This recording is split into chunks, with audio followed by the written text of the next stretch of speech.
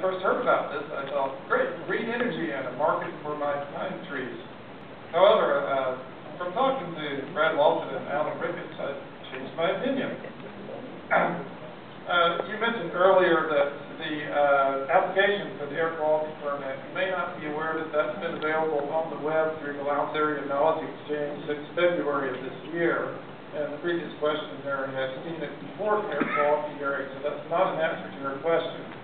As far as an environmental impact statement, at that air quality hearing, someone asked if an environmental impact statement would be produced, and the fellow from EPD said no, it would not. Video of the entire hearing is available on Vimeo. You can find it through the Lowndes Area Knowledge Exchange, so in case you want to catch up on what went on before here. And I would like to thank Brad Walton for when I last sat through one of these sessions at their office in the summer. I asked, was there a study of where the wood would come from? At the time there wasn't. Now, now I have some questions about that study. Where is it available on the web so we can all see it? That's the first question. Second, quickly.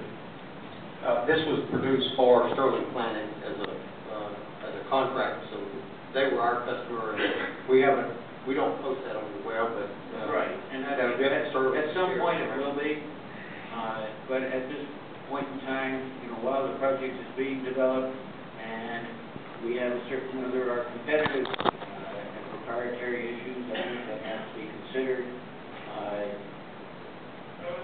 Question 2. Is this? Yeah. Okay, so it's not really available, so it doesn't do us any good.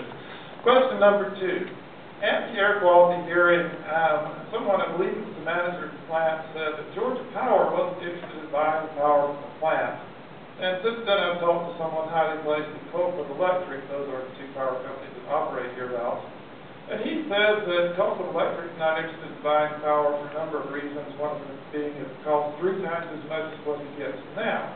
So are we looking at a situation, kind of what we see at Plant Scherer, the country's dirtiest coal plant here in Macon, where most of our power currently comes from, where a quarter of that power actually doesn't go to Georgia, it goes to Florida, so we get the emissions and Florida gets the power.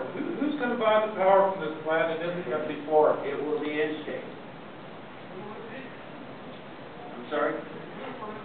We're in negotiations with several of the power companies in-state.